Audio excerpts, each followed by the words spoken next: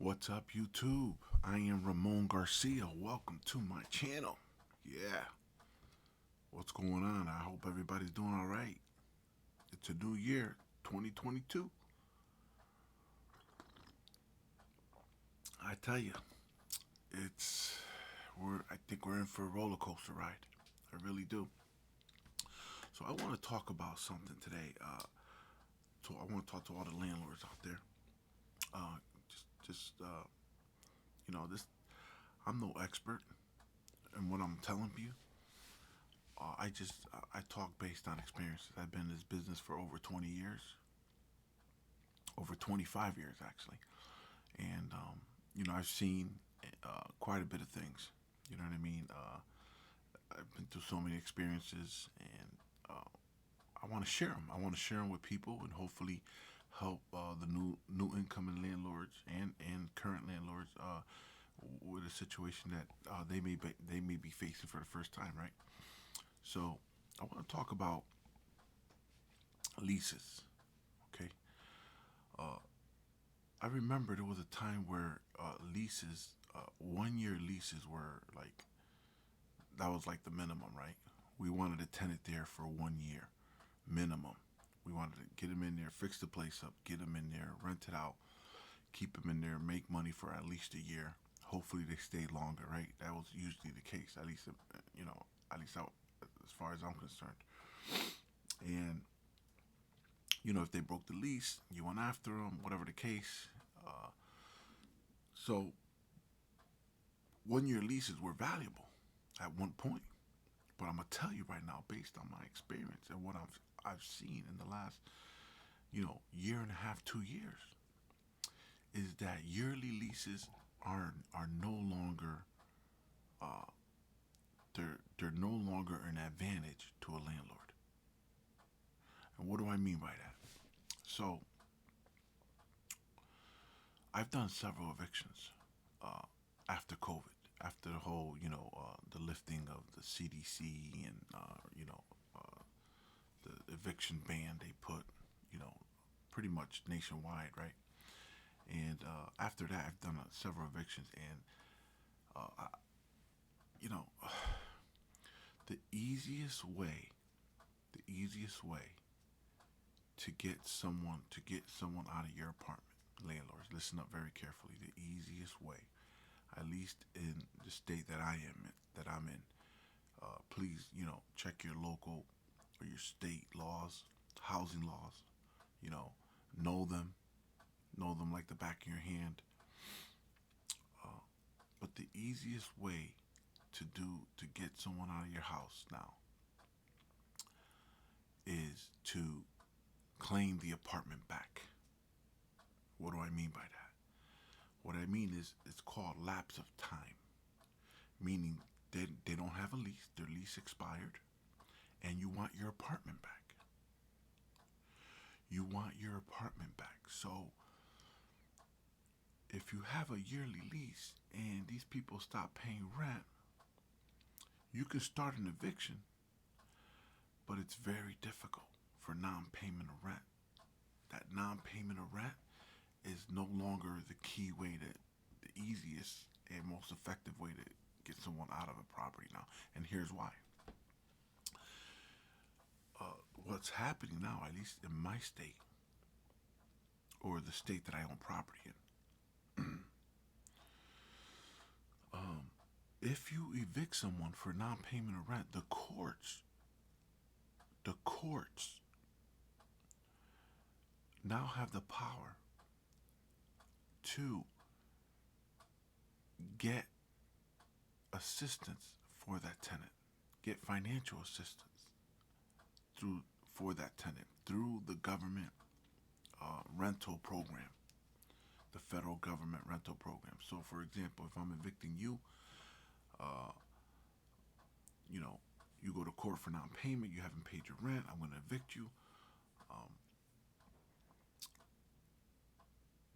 the courts they do a mediation, and during that mediation, I can't find, I lost my job, the pandemic, that's the excuse you're going to use, right? Uh, so now the courts they get involved, and they put up stipulation that states something like, okay, we're gonna get you help from, the federal government, the rental assistance program for the federal government. How much do you owe? Bam. And they'll get you in the program, and they have preference. So if you applied for the program without an eviction on your own as a tenant versus a tenant who's going through an eviction process, they have the upper hand. They have, oh, how should I say it? They have a higher preference. They attend those folks much faster than someone who's applying for the program who's not being evicted. This is based on what I've seen, based on my experience, and this is what's happening. I've done a little research on my own the last 6 to 8 months, and this is what's happening. So if you go to the court, you can't pay your rent. The court mediation will do a stipulation, and then if you don't accept it as a landlord, well, first of all, they give you no choice but to accept it because you're gonna get your rent. You're evicting them for non-payment of rent, and the court is telling you and promising you, the landlord, that they're gonna get the money for you, and that's fine and dandy if that's what you want. But here's the issue: what happens after you get that assistance? Chances are, high chances are, that that tenant is gonna default again. It's happened to me. They're gonna default again, and then now what? You're back to square one. So what I'm doing is, if you don't pay me rent, I don't do leases. I don't do yearly leases. For the last, I actually stopped doing leases. I do verbal leases. Sometimes a tenant may want to write up lease, and I've been in the business for so long. It's like, to me, leases are good, but they're not as effective because people break them all the time, right? And quite honestly, I just don't have the time to just go after people for stuff. I want to get people out of my units, get in there, fix it up, and rent it again. There's such a high demand for rentals right now. People are calling me for rents. Every week I'm getting calls from people I don't even know. I don't know how they got my number. It's crazy. So you want to get them out.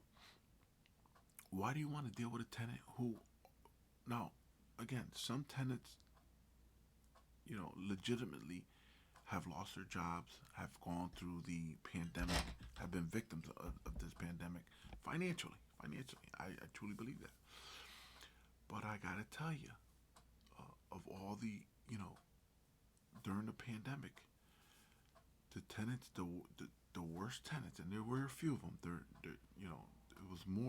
were more good tenants than bad tenants during this pandemic, as far as my situation.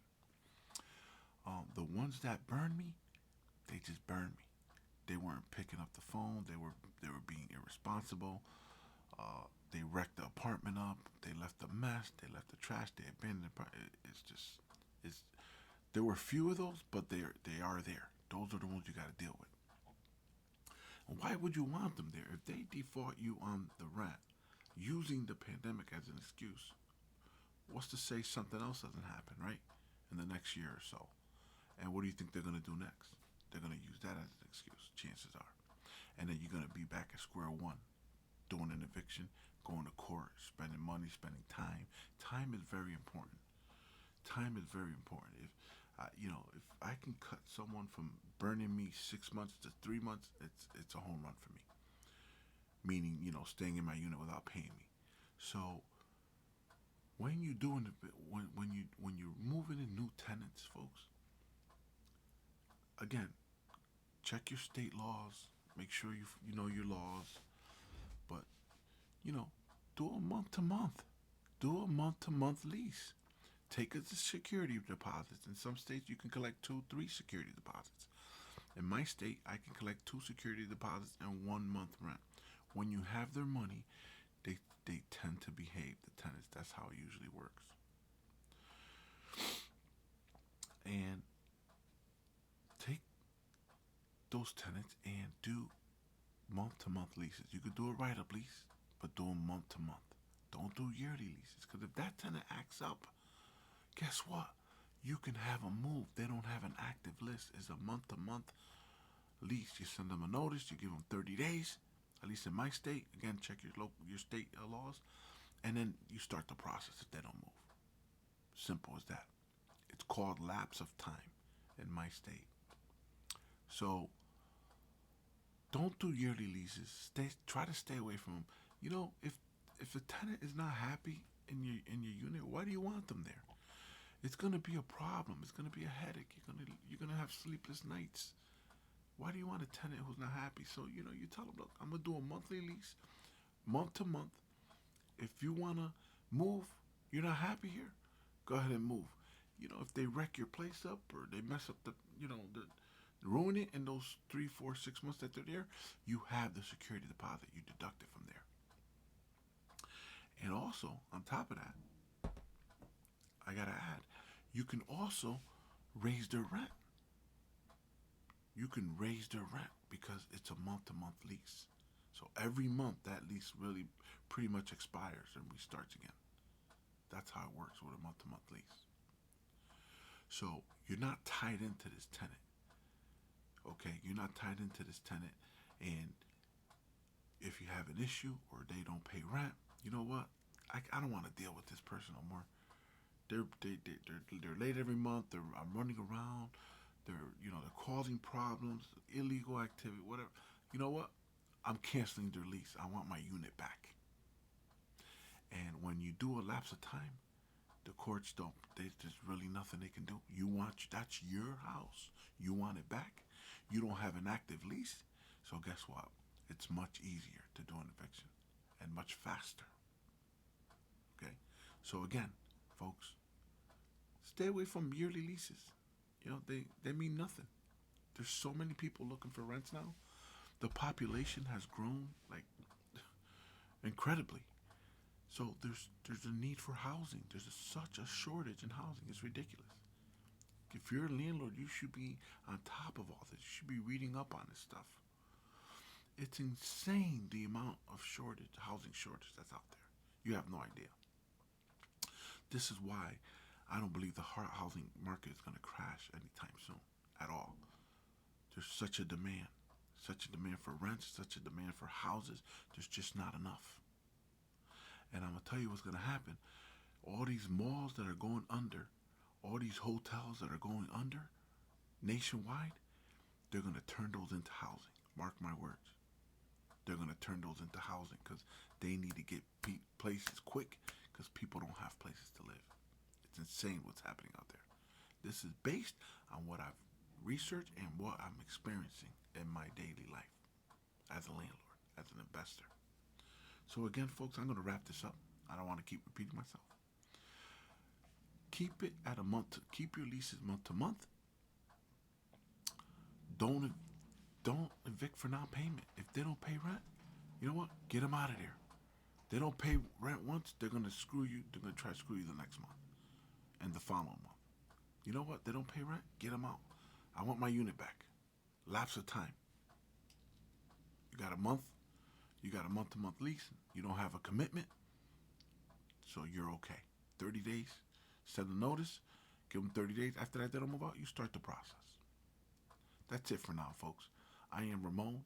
Please subscribe to my channel so I can get this information out there to other landlord, other investors, and smash that like button. Peace.